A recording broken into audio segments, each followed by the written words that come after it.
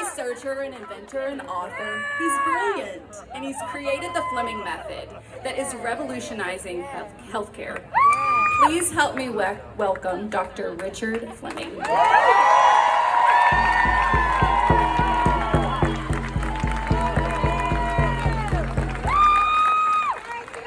Hello, Texans. Hello, Americans. Hello, people on the planet. I have 53 years worth of research. I wore a special hat today because my name somehow seems to constantly being put in similar conversations with Dr. Anthony Fauci. So I wore this hat that says, "Make science great again."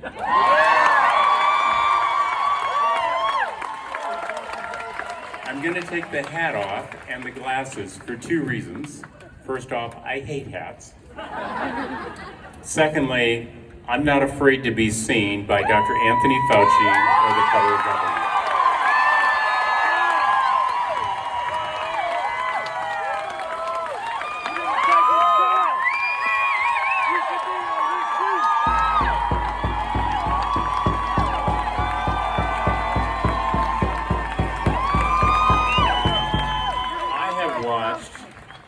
Aghast with science being raped and prostituted.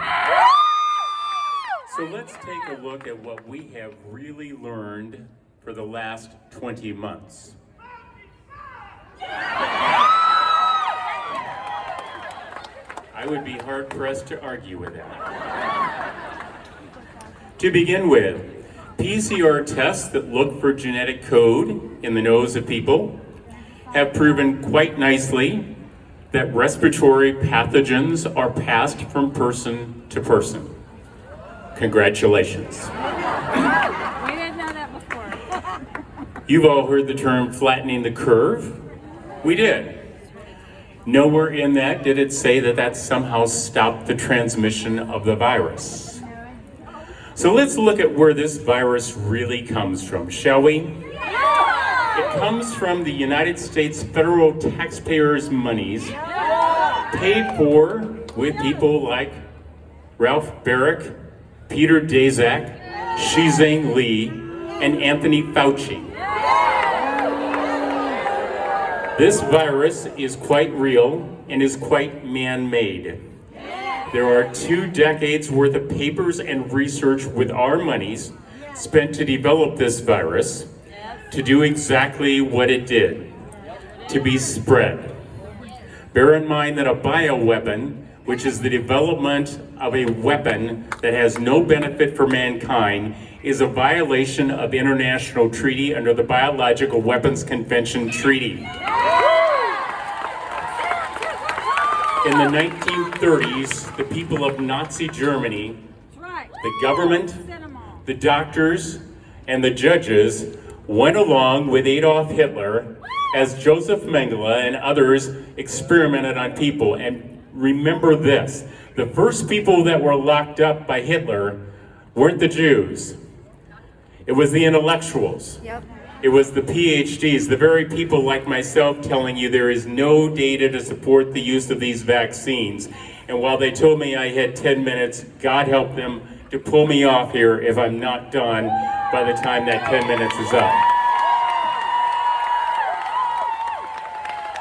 When 2019 hit, you might ask, why the hell would Richard Fleming be involved in this virus?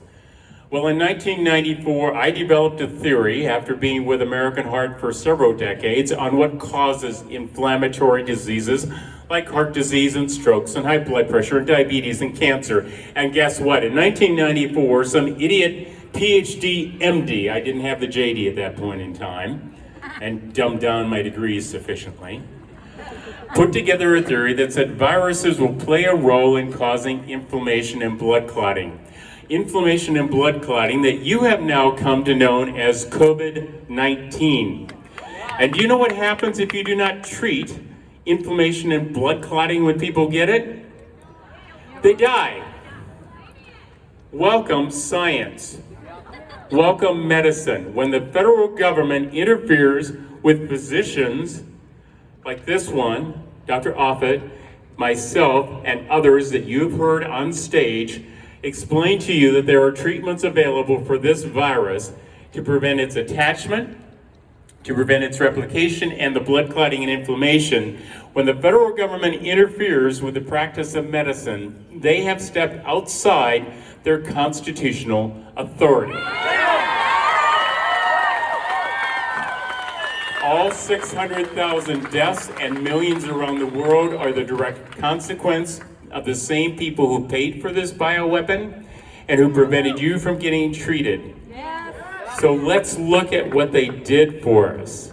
They developed drug vaccines. Now, let me start with my typical professorial approach. If you look around you, you will see humans, but you will never see two of them that look the same. These are called variants. Okay? If you take bacteria, something called Escherichia coli, it's a common bacteria in the human colon, and you look at Escherichia coli or E. coli, some of those bacteria don't do well with antibiotics. Others do quite well. They're resistant. So when we, physicians, indiscriminately use antibiotics, we kill the ones that aren't discriminate. They can't handle it. And we breed out, we put pressure selection on those that are resistant to the antibiotics. And before you know it, you have people so sick that they must go into the hospital to receive special antibiotics because the routine ones won't work. All right. Come forward to 2019 with SARS coronavirus 2, of which there are 17 variants and 12 basic mutations. I know because idiot scientists like myself do more than talk about it. We actually look at what the base pairs are.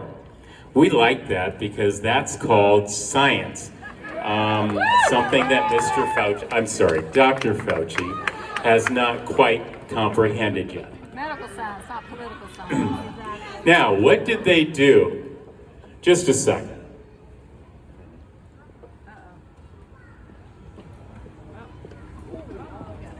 Bring out the clipboard. This is a graphic. This is what it looks like for the virus. SARS-CoV Wuhan V1, Alpha V1. This is it. This is Moderna's, and this is Pfizer's. Now, I know you can't see this, but it's on the website, FlemingMethod.com. And what you will notice is that the vaccines don't match the virus. Go figure. Because we can't put it together so it will stay stable, so we changed it. And then we got emergency use authorization because if you don't have treatments, you can get EUA crap. Okay? If you have treatments, you can't have EUAs by definition.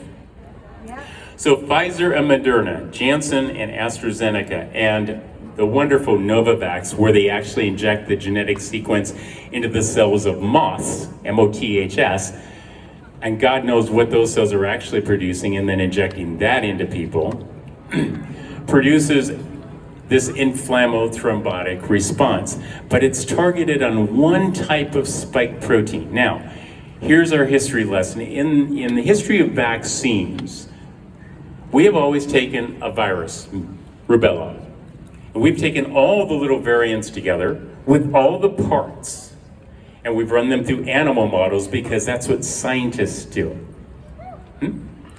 And then we carry out those studies, and then we give vaccines that will allow your body to make an immune response, not to one variant, not to one part of the variant, but to all of it. Now, remember the antibiotic resistance?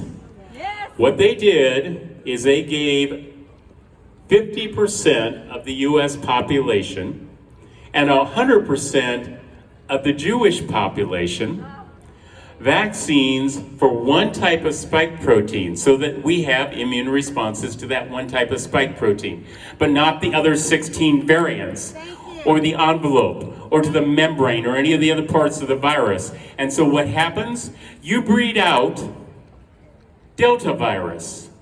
You breed out, get used to it, Lambda virus. It's on the heels of the Delta virus.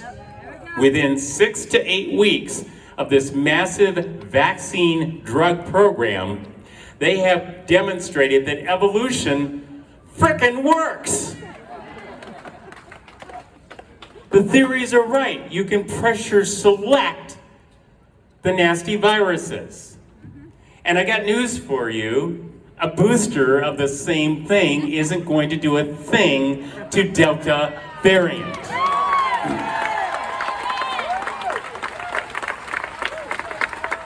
If you are a healthcare worker, if you are a doctor, a nurse, a respiratory therapist, a nuclear technologist, if you work in the cafeteria, if you clean the toilets, if you are security, if you are administration, strike. Rather than waiting for them to strike at you and threaten your job, go on strike.